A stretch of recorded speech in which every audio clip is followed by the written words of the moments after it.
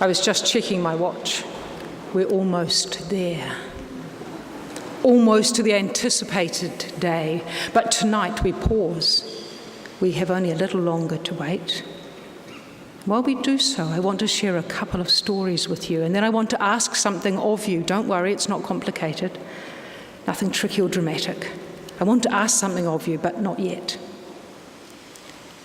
Sunday, a week or so ago, we were gathered at the back of St Matthew's, waiting for the service to begin.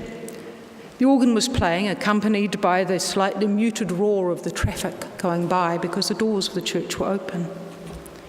I noticed a young girl, probably about 4. She tiptoed in that door over there. Pink t-shirt, long wavy hair neatly pinned back, startling big grey eyes with dark lashes. Looking around wide-eyed, she turned slightly, beckoned through the door. "Come on, come in," she said. I looked out the door. Dad, clad in a basketball singlet, baseball cap, lightly tattooed arms, was nervously paused. "Come on," he beckoned to his daughter. "You can't go in there." I smiled at him. "You can if you like. You don't have to stay. She just wants to have a look around." He smiled and tentatively stepped inside. "It's okay," I said. "It's not a usual sort of place. She just wants to look around." "Look, Daddy," she said to him reassuringly and took his hand. A moment later, she again looked out the door. Arm beckoning. "Come and see," she said. This time she stepped towards the door, looking again. I saw Mum in t-shirt and shorts, distracted by the text she was sending. "Come on," she said to her daughter. "You can't go in there." I said again, "It's okay. She just wants to look. Come on in. You don't have to stay." Mum paused, looking at her phone. Her daughter took the initiative, stepping toward her mum. Hand outstretched, she said, "Mum, come and look.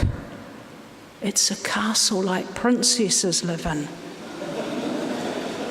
It's real." Mum smiled, tossed her phone into her handbag and came in. She crouched down. Her daughter leaned against the chair shape of her mother, arm draped around her shoulder, big eyes searching and looking.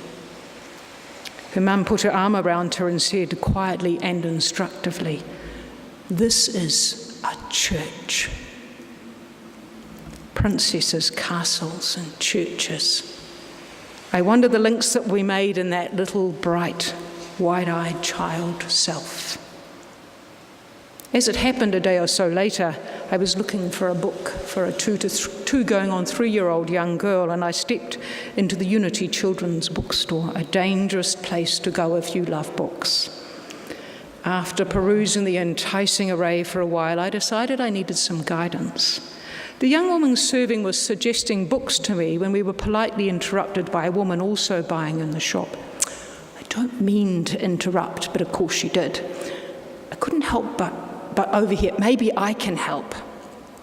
Soon after, another, older woman also began to help. Funnily enough, this sort of anecdotal exchange rippled through the shop of favourite books and authors, especially Joy Cowley and Margaret Mayhew. Couldn't be bettered. "Mind you," said the older woman, "it was such a shame that the ending of The Lion in the Meadow had to be changed to fit the US market." "Really?" I responded. "I didn't know that. How was it changed?" The new version of the book was duly plucked off the shelf and flipped to the back. "See," she said, "in this version, the mother is sitting with her child on the bed. The book she's reading looks like the book of The Lion in the Meadow. It ends, 'The lion in the meadow became a house lion and lived in the cupboard.' It's a very tame, tidied-up ending. It's dreadful," she said. You see, in the first version, the child and the mother are looking at a picture book, and the child is pointing to a lion, and the book ends. The mother never ever made up a story again.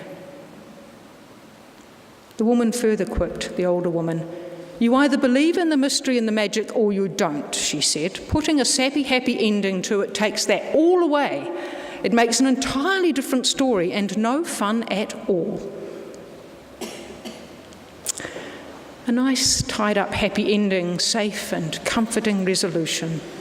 I wonder, was that change made to protect the children or to protect the adults from an uncertain ending? The earlier version ending, it seemed to me, that Mother never ever told made up a story again, is also like a beginning. We're left hanging and wondering and pondering. To figure out what's meant or what we think is meant, we have to consider the story over again. We have to get involved in the story. It's not done for us.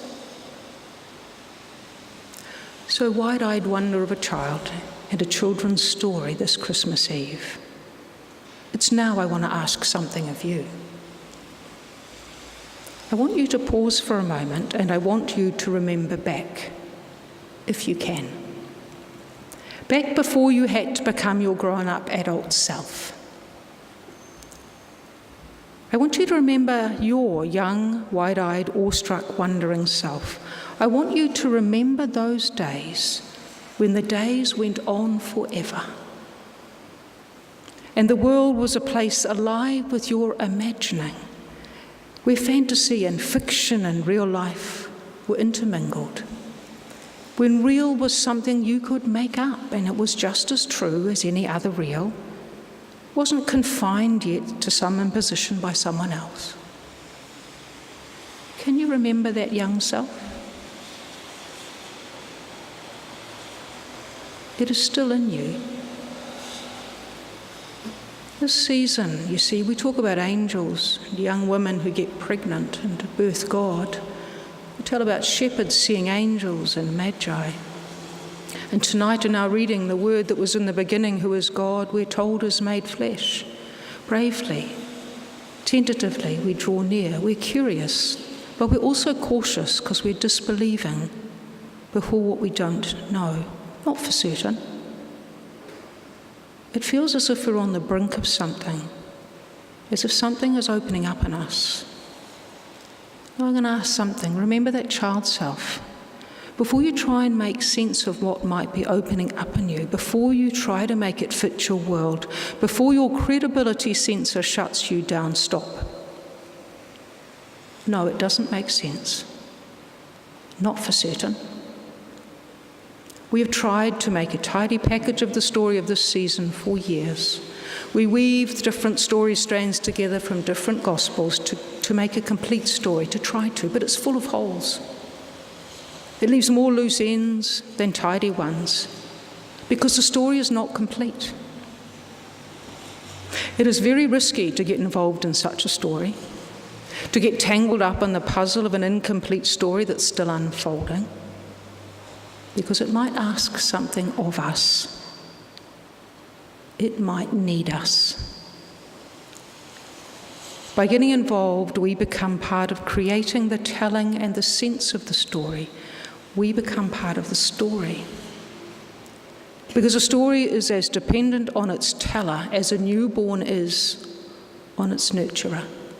How a story unfolds and is made real depends on how the one who is telling it embodies it.